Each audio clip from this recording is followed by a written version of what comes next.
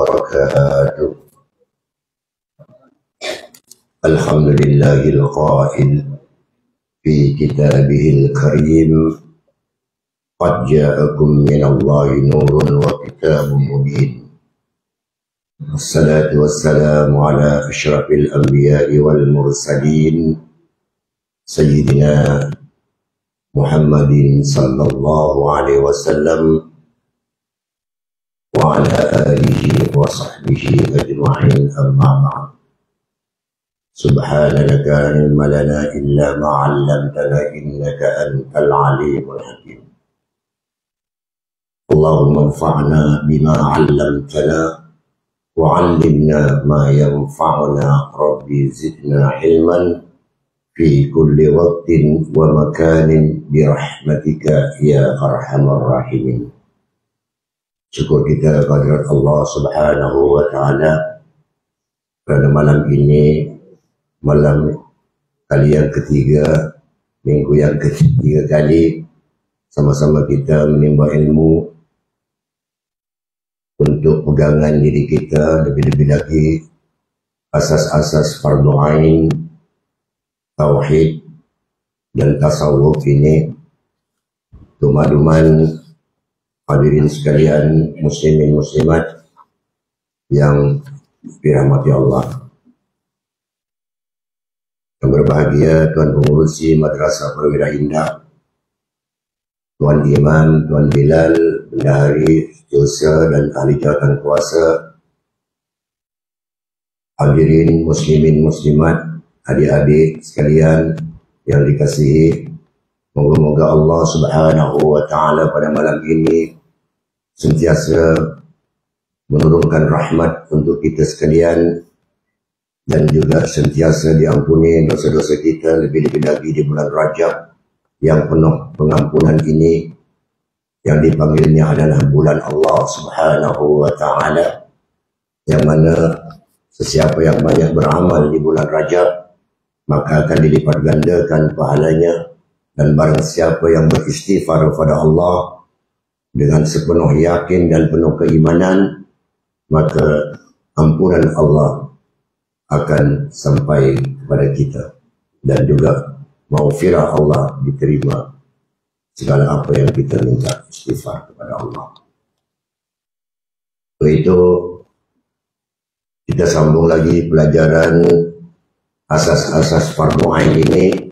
Sebelum saya mulakan, saya dimaklumkan ialah untuk menyampaikan ilmu tauhid, insya Allah akan disampaikan oleh Ustaz Zakwan berkenaan aqidatul awam. Jadi sudah jelas kalau menggunakan kitab aqidatul awam, sudah jelas akan merangkan dari segi wujud, kidam, bakat, mukhalafatul lil hawadisi, ilmuhu binafsi, wahdaniyat, kudrat, iradah dan seterusnya, sampailah ke af'al-af'alnya. Biasanya gitu. Kalau saya juga terangkan bab dengan itu juga nanti becang telaga nanti ya. Jadi saya terangkan bab fardu ainnya saja. Boleh? Ya, sebab nanti minggu depan insyaAllah Ustaz Zakwan akan menyampaikan bab, kalau minggu ketiga minta maaf, Ustaz Zakwan akan menyampaikan bab tauhid, akidah. Tauhid itu akidah ya. Akidah itu ikat kita dan pegangan kita. Tuh. Tapi walau macam mana pun, tetap kita menggunakan kitab asas-asas fardu ain ini yang seberingkas ini, insyaAllah. Jadi minggu yang lepas saya telah terangkan bab wujud, kidam, bakat sampai mukhalafatul lil hawadith. Jadi seterusnya nanti insyaAllah akan diteruskan oleh Ustaz Zakwan. Saya dah berhubung dengan Ustaz Zakwan. Ya, itu. Jadi kalau saya terangkan ini, Ustaz Zakwan nanti terangkan bab ini juga, wah 2 kali lipat. Jadi ilmu lain tak masuk. Ya. Jadi kita buka halaman ini, terpaksa melompat kepada halaman 33. Buka kitab halaman 33. Berkenaan yang ada di fiqh 30. Pengertian ilmu fiqh. Ya. Ke situlah perginya.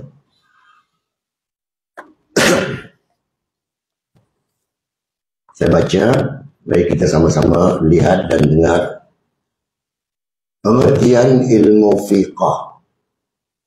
Ilmu fiqh ialah ilmu yang membicarakan tentang hukum-hukum Islam yang berkaitan dengan perbuatan manusia dari segi fi'liyah, yang diambil daripada dalil-dalil yang tafsir. Ya. Tafsir itu bahasa Arab, artinya terperinci. Atau Al-Quran dan hadis, itu perincian daripada ilmu fiqh. Al-mustanbatatu min adillatiha at-tafsiriyah. Itu pengertian secara ringkas ilmu fiqh. Jadi ilmu fiqh ini ialah juga termasuk asas-asas fardu ain. Fardu ain yang mana yang telah saya terangkan minggu-minggu sebelumnya ialah fardu juga. Fardu kifayah juga fardu, dan diterangkan minggu yang lepasnya. Jadi fardu ain kalau menurut ilmu fiqh, ya, bermaksud fardu, yaitu wajib. Dan ain apa dia? Kalau diartikan dari segi bahasa, ain itu bahasa Arab, mata, pandangan, penglihatan, melihat. Artinya ain ditafsirkan kepada hukum fikih adalah individu, pandangan individu. Jadi bermakna ilmu fardu ain hukumnya adalah wajib.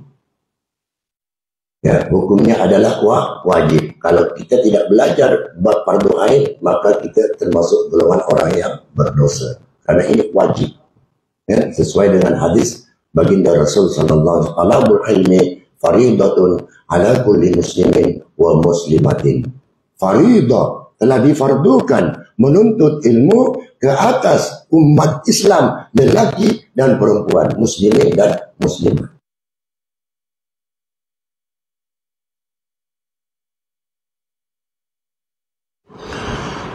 Ilmu fardu ain terpecah kepada berapa? 3 bahagian.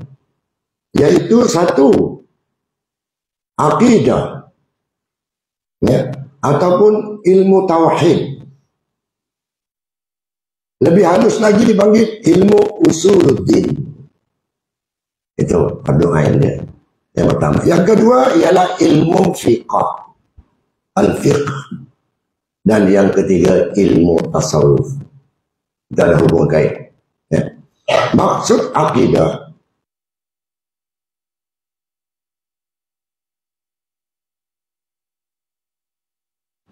dan penuh keyakinan beriktikad kepada Allah. Maksud akidah adalah pegangan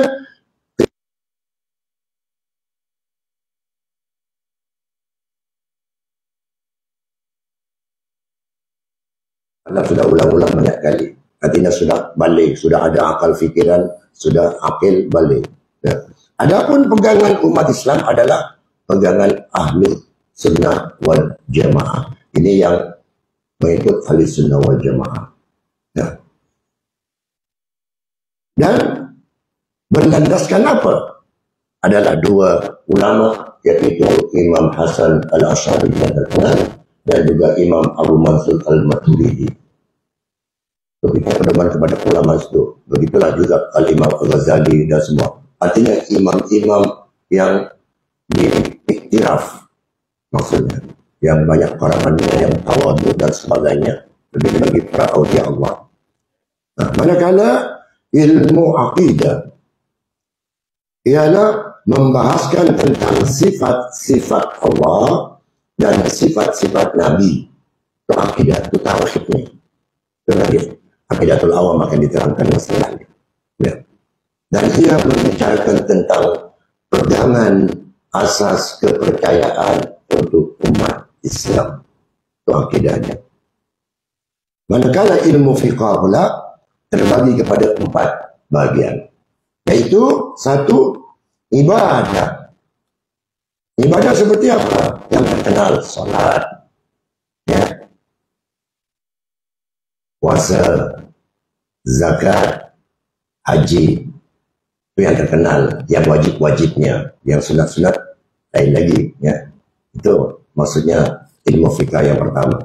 Dan ilmu fikah yang kedua ialah muamalat. Muamalat itu apa? Amalan seperti mengatur ekonomi, mencari rezeki, jual beli, ya, riba, itu semua muamalat. Ya. Dan yang ketiga bab jinayah. Jinayah itu seperti apa? Hudud, qisas, ta'zir, itu. Jadi itu yang ilmu fikah. Manakala ilmu tasawufnya pula terbagi kepada 4 bahagian. Yaitu satu, kewajiban. Kewajiban hati maksudnya.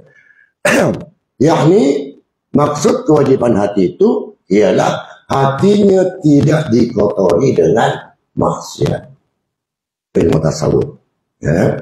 Jadi sentiasa ridha kepada Allah. Itu maksudnya kalau ilmu tasawuf. Dan juga ikhlas. Itu pegangan tasawuf biasanya gitu. Satu. Yang kedua, maksiat anggota badan. Apa maksiat anggota badan? Termasuk tangan, kaki, mata, dan lisan kita. Itu orang tasawuf menjaga bab itu. Betul-betul. Karena orang itu tawaduk, hatinya itu benar-benar tunduk kepada Allah. Dan yang ketiga, bab tasawuf itu ialah rukun taubat. 4, maksiat hati. Maksiat hati seperti apa? Riya,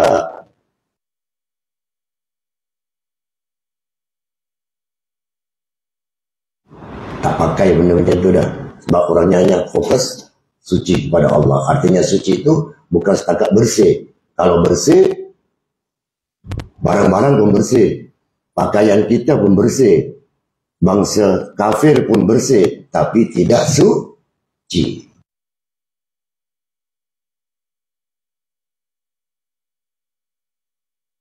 Bagian tadi ialah akidah, hukum fikah, dan tasawuf. Para jemaah sekalian yang dirahmati Allah. Manakala pula tadi sebut bab fikah, ibadah salat. Saya diminta diterangkan sedikit bab salat ini katanya. Sebab ramai yang bertanya pada saya minta terangkan bab salat. Memang salat ni apa ya? Sensitif dan amalan yang dipertanggungjawabkan besok dia mahsyar, dia kiamat oleh Allah Subhanahu wa taala. Jadi pengertian salat. Salat itu apa? Kalau menurut ilmu fiqah. Yang kita tahu salat bahasa Melayu sembahyang. Sembahyang. Ada 2 perkataan, betul? Sembahyang. Yang kepada siapa? Ada yang esa, yang menciptakan kita, yaitu Allah Subhanahu wa taala, maksudnya gitu ya.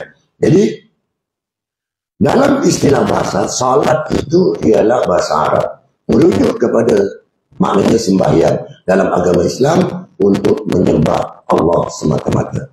Jadi Tuhan yang satu, itu maksudnya. Belajar ilmu keimanan nanti itu masalah. Dan salat itu dilakukan dengan merujuk Al-Quran dan As-Sunnah Rasul Sallallahu Alaihi Wasallam. Sering dirujuk daripada Rasul terakhir pada Nabi Muhammad maksudnya. Ya, memang Rasul-Rasul itu semua Islam. Tapi yang dimaksud ini ialah dirujuk kepada baginda Nabi Sallallahu Alaihi Wasallam. Itu pengertian ilmu fikah dia.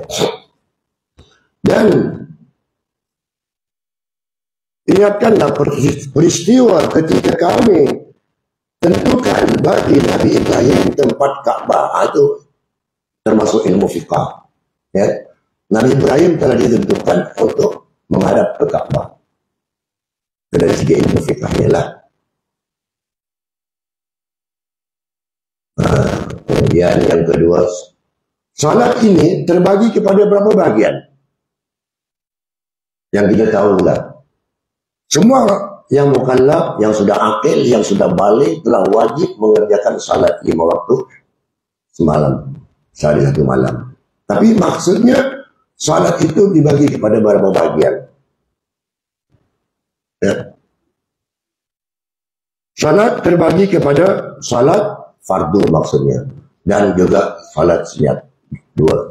Salat fardu dan salat sunat. Hanya itu aja salat. Pengertian salat. Ya. Salat fardu diwajibkan ke atas orang Islam yang balik dan berakal sebanyak 5 kali sehari pada waktu-waktu tertentu. Salat fardu merupakan rukun Islam yang kedua dari 5 rukun Islam tersebut. Kan ada arkanul islami khamsatun, al-awwalu syahadatu an la ilaha illallah, wa tsani as-salah, wa aqimus salah wa yuqimunas salah, dan sebagainya. Dan yang ketiga, wa shaumu Ramadan, berpuasa di bulan Ramadan. Dan yang keempat, membayar zakat fitrah ataupun zakat yang telah diwajibkan pada kita. Dan yang kelima, haji. Itu asasnya.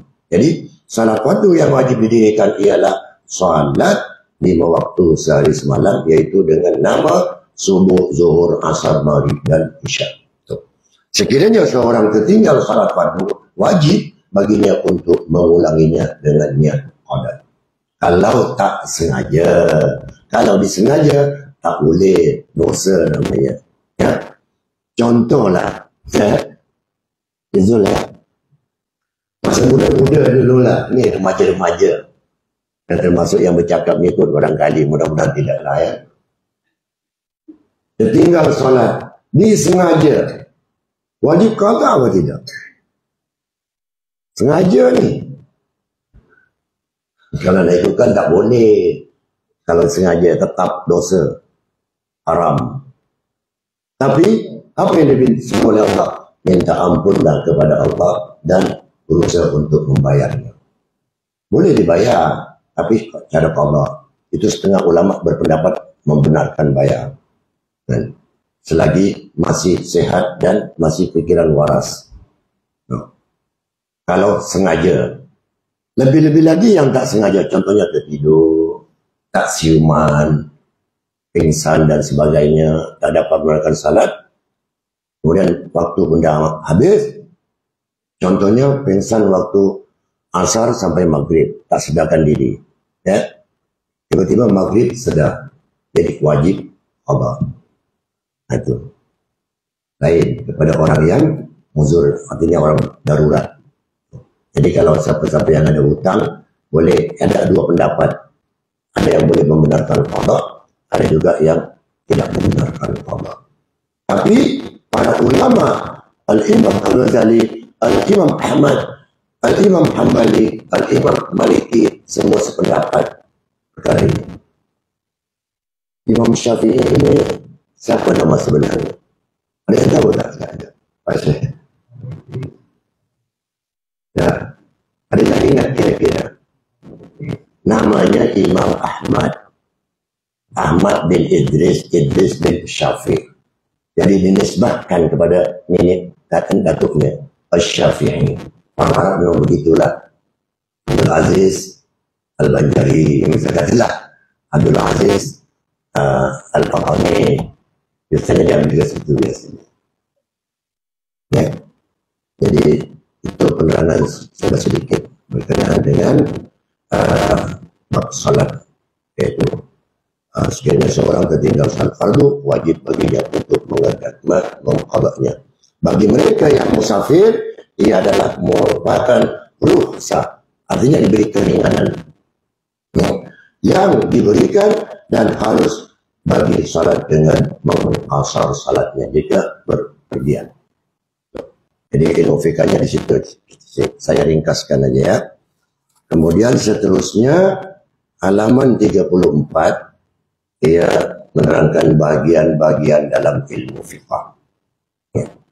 Halaman 34, bagian-bagian dalam ilmu fiqh, yaitu mengandung 4 bagian besar. Yaitu apa dia? Bagian pertama ialah ibadah, membicarakan tentang hukum hakam yang berkaitan dengan satu ibadah. Ini dia tadi. Ya, ibadat itu jamaknya. Amal ibadah seperti apa? Salat, puasa, zakat, haji, dan lain-lain. Yang kedua, muamalat. Yang tadi ya, muamalat kehidupan seharian sesama orang lain tentang harta seperti jual beli, upah, sewa, hadiah dan lain-lain. Dan yang ketiga munakahat, yaitu munakahat ini bab nikah kahwin, keluarga seperti berkahwin, bercerai, kewajiban suami istri, amanah dan lain-lain. Ya. Dan yang keempat ialah jinayat. Jinayat ini adalah keadilan dan kehakiman seperti membunuh, mencuri, menjadi saksi dan lain-lain. Itu jinayat. Ya, termasuk kisah-kisah dan sebagainya. Dalam Quran surah Al-Baqarah juga diterangkan bab ini. Oke, kita kembali kepada bab salat tadi mula-mula, yaitu rukun Islam yang kedua adalah mengerjakan salat. Saya nak bagi peluangnya. Dia kata minta kalau boleh nak bertanya katanya. Tapi kalau bertanya itu boleh lah.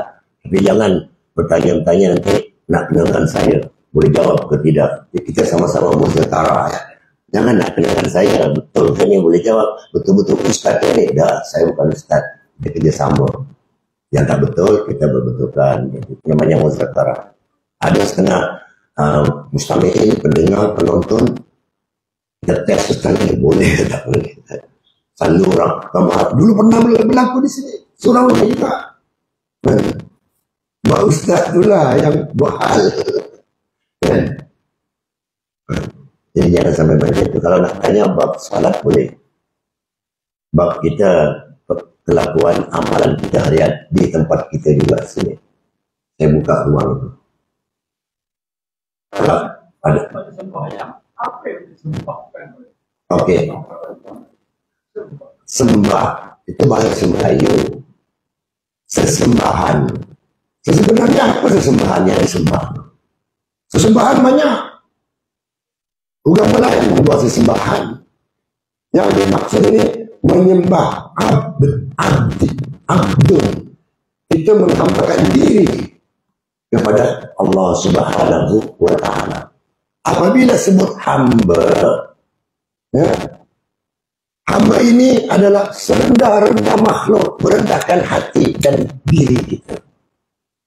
Itu sebabnya ada sujud. Kenapa sujud? Ada rukuk. Kenapa rukuk? Apa maksudnya? Apabila sujud, maknanya kita serendah-rendah, sebaik-baik. Kita ni adalah lemah selemah-lemah insan. Maka itu penuh penghormatan kepada Allah, merendahkan jiwa raga kita, tunduk kepada Allah. Itu mengagungkan, itu bacaan subhana rabbiyal a'la wa bihamdi. Meninggikan benar-benar, mengagungkan benar-benar Allah Subhanahu wa Ta'ala. Bukan berarti Allah itu di atas. Nah, maksudnya mengagungkan kebesaran Allah. Tuh. Jadi kalau kita hanya setakat selama ini, maka kalanya sembahyang bahasa Melayu, bahasa Islamnya ialah salat. Bahasa agama lain tak ada istilah itu, hanya Islam yang mengatakan salat. Salat itu maknanya apa? Itu bahasa Arab. Ada yang tahu? As-salat, as-salawat. Dalam Quran juga diterangkan masalah ini. Salat itu maknanya adalah doa. Ya. Jadi as-salawat, doa. Macam itu. Maksudnya berdoa kepada Allah Subhanahu wa Ta'ala. Mengabdi kepada Allah Subhanahu wa Ta'ala. Maka itu dalam salat kebanyakan doa. Apa yang tak doa dalam salat? Semuanya doa. Ya? Daripada takbiratul ihram. Ya, kadang-kadang kita takbiratul ihram pun tak tahu apa maksudnya, apa makna yang sebenar. Takbiratul ihram, takbir al-ihram. Ya? Kalau naikkan salat itu bila mana disebut perkataan ihram. Ihram itu pantang larang. Begitu juga orang ibadah umrah dan haji, apabila berpakaian ihram itu sudah masuk ada dalam pantang larang. Itu ihram. Takbiratul ihram. Ya. Takbir itu memisahkan Allah. Apa itu? Allahu Akbar. Minggu lepas dan diterangkan. Orang kalau benar-benar imannya kuat, imannya betul-betul konsekuensi kepada Allah, menjurus kepada Allah benar-benar, konsentrik benar-benar kepada Allah, orang kalau disebut membaca Al-Quran, maka gemetarlah hati mereka. Jangan main-main dengan kalimat Allahu Akbar. Memang semua tahu. Kalau dari prinsip, selama ini kita semua inilah ada 5 perkara. Yang pertama, mendirikan salat sesuai dengan Quran, wa yuqimuna salawat wa yuqimuna salawat wa aqamus salat dan sebagainya. Mendirikan salat, tegakkan salat, laksanakan salat, tunaikan salat. Itu yang 4. Yang terakhir, bersolat. Yang mana satu yang benar? Saya cerita kepada yang sempurna anggota. Bagi orang yang sempurna, mendirikan salat, berdiri maknanya betul-betul tegak. Mendirikan. Tidak cukup anggota lah, melainkan UKU dan cacat anggota. Al-Maklum. Hanya Allah yang tahu. Tapi bagi kita yang sempurna, dirikan salat, berdirilah betul-betul. Kemudian tegakkan salat. Hadis sudah ada, as-salatu imaduddin. Pun ada jelas terang itu, tak boleh dibahas lagi masalah itu. Kemudian tunaikan salat. Kita dah tunaikan. Bahasa Arabnya adaan lillahi ta'ala, tunai kerana Allah. Dan yang keempat, melaksanakan salat. Kita dah laksanakan salat. Maksudnya, adakah kita benar-benar bersolat? Ini baru masuk ke tasawufnya nanti. Apabila bersolat, selama ini kita hanya tahu mengerjakan salat. Anak-anak kecil pun dah tahu. Ada pada tadika, sekolah rendah, sekolah menengah dah tahu. Salat zuhur 5. Waktu itu dah tahu zuhur 4, dah tahu. Bacaannya pun dah tahu. Tapi adakah benar-benar bersalat? Yang kita ini lah. Itu. Yang maksudnya supaya inna salata tanha 'anil fahsya'i wal munkar. Benar-benar kita mengerjakan salat, tidak melakukan perkara-perkara yang keji dan juga yang munkar, itu maksud. Lalu dipanggil khusyuk. Nah, cerita sedikit. Pada satu ketika zaman Rasulullah sallallahu alaihi wasallam, ini lari sedikit tajuk ya. Sayyidina Umar, Sayyidina Abu Bakar As-Siddiq, Utsman Affan, semua sahabat-sahabat yang lain tengah duduk bersama baginda Rasul sallallahu alaihi wasallam. Tiba-tiba ada seorang sahabat datang. Dengan ringkas, seorang sahabat, Assalamualaikum ya Rasulullah. Waalaikumsalam. Kata Rasulullah, saya ada masalah ya Rasul. Masalah apa? Kenapa setiap kali saya solat, selalu fikiran saya ingat kepada ladang saya. Berlaku. Ingat kepada ternakan saya. Waktu solat ni. Rasulullah hanya menjawab dengan senyuman. Tak menjawab tidak sah, tidak. Tapi yang menjawab Sayyidina Umar Al-Khattab. Apa kata Sayyidina Umar? Salat semacam itu tidak diterima oleh Allah Subhanahu wa ta'ala. Lalu Rasulullah menepuk bahu Sayyidina Umar, wahai Umar, adakah kamu mampu salat 2 rakaat benar-benar khusyuk 100% ingat kepada Allah? Kalau kamu benar-benar khusyuk dan ingat 100% kepada Allah, sembahyang sunat 2 rakaat akan aku bagi hadiah serban kulit yang buatan daripada Syam. Aku kata baginda Rasul, boleh ya Rasulullah. Umar kan agak gagah sikit kan orangnya, gagah dan perkasa, bukan sombong, itu tak. Boleh ya Rasulullah, silakan wahai Umar. Betul Sayyidina Umar solat 2 rakaat. Setelah selesai salat, menghadap balik Rasulullah, ditanya oleh baginda Rasul, macam mana wahai Umar? Dia kata, Alhamdulillah ya Rasul. Salat saya betul-betul khusyuk dan ingat kepada Allah. Rakaat pertama. Tapi rakaat kedua, saya ingat hadiah yang Rasulullah nak bagi kepada saya. Nampak tu? Sahabat nak apa dah lagi kita. Nah, jadi sahabat yang tadi, Rasulullah menjawab, apa kata Rasulullah? Wa yuqimunas salat. Ya. Wa aqamus salat, dirikan salat.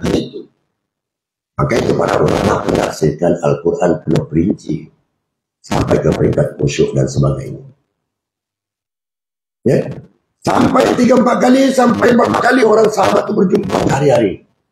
Akhir sekali ringkas cerita. Saya masih macam itu ya Rasulullah. Masih ingat akan ladang saya. Akhirnya Rasulullah menjawab, jangan tak ingat langsung. Nah, termasuk kita inilah.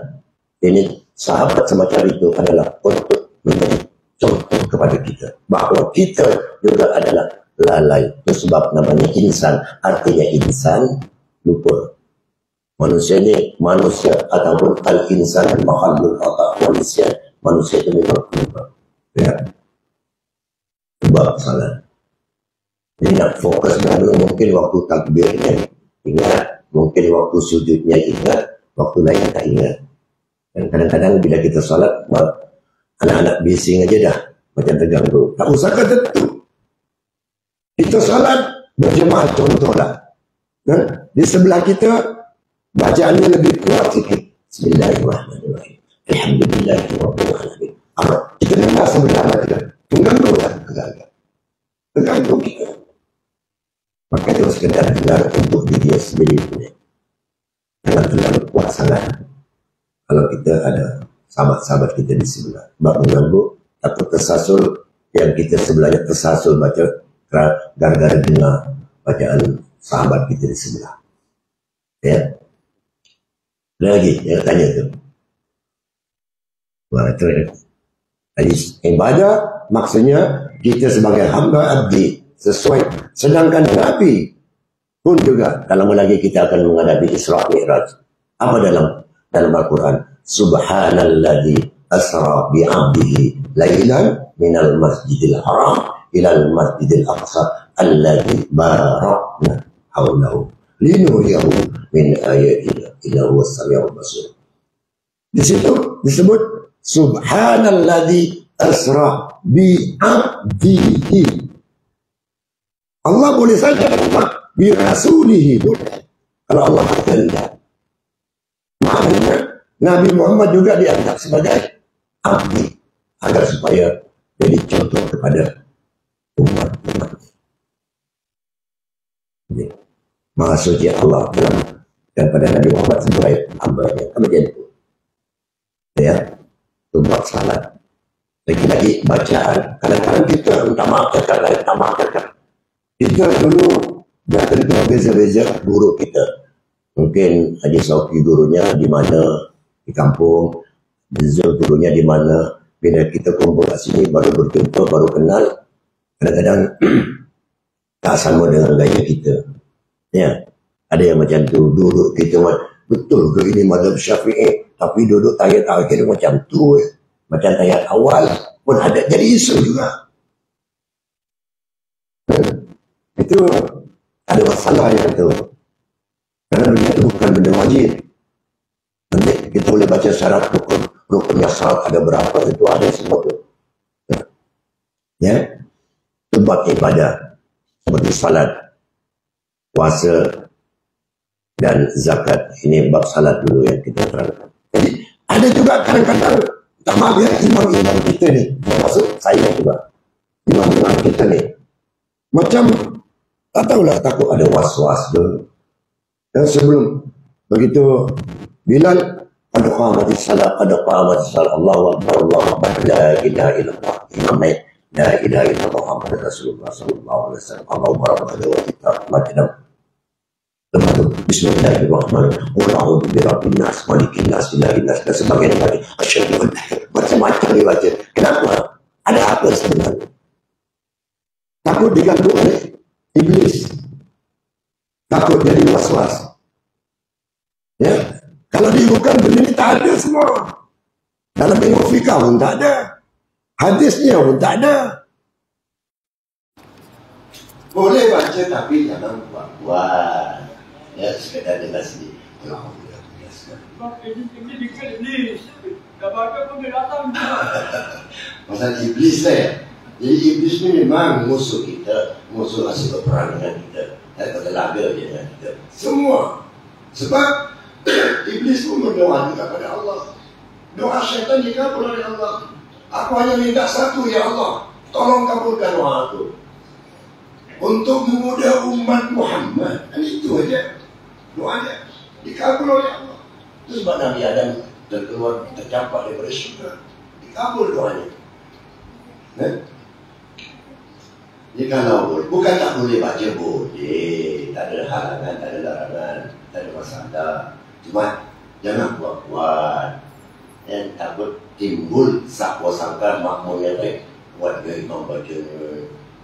Dan sebelum takbir dah baca. Sama juga kita sebagai imam bila rukuk subhanarabbil azim wa bihamdi subhanallah, kuat sangat sampai makmum dengar semuanya. Kalau boleh pelan sikit, maksudnya lah sekadar kita dengar sikit. Jadi kita pernah bincang dengan para imam-imam kita ini berkenaan dengan jemaah. Yang penting saya minta satu, termasuk diri saya juga, ialah bila mana kita niat nawaitu kita daripada rumah untuk datang ke musalla atau masjid atau surau, ikhlaskan benar-benar hati kita hanya untuk mengajar jemaah 27 kali ganda derajat pahala. Dan jangan sampai kita mempunyai sakwa sangka tak suka dengan imam ni. Oh, saya tak suka dengan imam ni lah. Yang apalagi benci. Itu tak boleh. Tak sah salat kita kalau sekiranya benci kepada imam. Dan tak suka kepada imam. Apa imam ni baca ni? Tak suka lah. Itu wajib mufarakah. Ya? Tak boleh itu. Kalau kita benci kepada imam, wajib mufarakah. Tak boleh. Ya? Jangan sampai berlaku macam itu. Maaf cakaplah, ini saya cakap berdasarkan kitab. Ada makmum misalan, ada yang tak suka dengan imam ni, tak suka dengan imam tu, bola. Imam ni tak sedap lah, dia tak suka. Itu tak boleh. Itu hati kita memang penyakit hati. Berat tu tuan-tuan. Jangan sampai macam tu. Ikhlaskan kita. Ya. Cakaplah. InsyaAllah. Jadi itu ya. Ada yang nak tanya lagi ya? Belum ada yang nak tanya lagi ya. Jadi insyaAllah, jadi secara ringkas saya dah terangkan bahagian dalam ilmu fikah itu ada 4 bahagian, yaitu ibadah itu solat, puasa, zakat, haji dan lain-lain. Jadi yang kedua adalah muamalah. Muamalah ini tentang amalan kita hari-hari, ekonomi kita, bekerja dan sebagainya karena Allah Subhanahu wa Ta'ala. Dan yang ketiga bab munakahat. Nanti ada perjanjian dalam kitab asas fatwa ini akan ada terperinci bab munakahat dan sebagainya. Cuma ini asasnya dahulu ya. InsyaAllah pelajaran kita sampai ke halaman 34. InsyaAllah jika tak ada halangan minggu hadapan kita akan mempelajari lagi bahagian-bahagian hukum Islam. InsyaAllah ya. Begitu, insyaAllah. Lagi boleh. Insya kita berhenti kita sebab ni tazkirah aja, bukan kuliah-kuliah macam ustaz-ustaz dari luar ni. Ya. Jadi untuk makluman tuan-tuan, moga-moga apa yang saya sampaikan ini bermanfaat untuk diri saya sendiri dan juga untuk tuan-tuan, dan juga terutama sekali pada adik-adik kita yang baru belajar ni. Kadang-kadang memang kita belajar dulu di sekolah rendah, belajar biar pada lupa ya. Jadi kita ulang balik kerana benda ini adalah amat sangat penting. Nanti akan datang kita terangkan berpuasa pula ya, berzakat, berhaji dan lain-lain. Itu rukun Islamnya itu.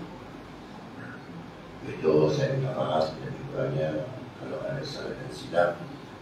Sekali lagi saya mohon ampun dan maaf, hanya setakat itu kemampuan saya, kerana di sini masih ramai ustaz-ustaz yang hebat-hebat tenaga, dan insyaAllah pada akan datang oleh dana kita mengenai bab salat, kita terangkan apa itu Fatihah, kenapa diberi nama surah Fatihah, dan artinya surat pembukaan, kenapa pembukaan, untuk apa diturunkan, di mana, itu semua perinci. Maksudnya agar kita tahu kenapa baca ini. Maksudnya agar supaya kita benar-benar fokus apa itu Alhamdulillahirabbil alamin, apa itu Ar-Rahmanir-Rahim, Maliki Yaumiddin dan sebagainya. InsyaAllah kita akan sampai ke tahap itu. Dan itu lebih kurang saya minta ampun dan maaf. Saya sudahi, wabillahi taufiq wal hidayah. Assalamualaikum warahmatullahi wabarakatuh.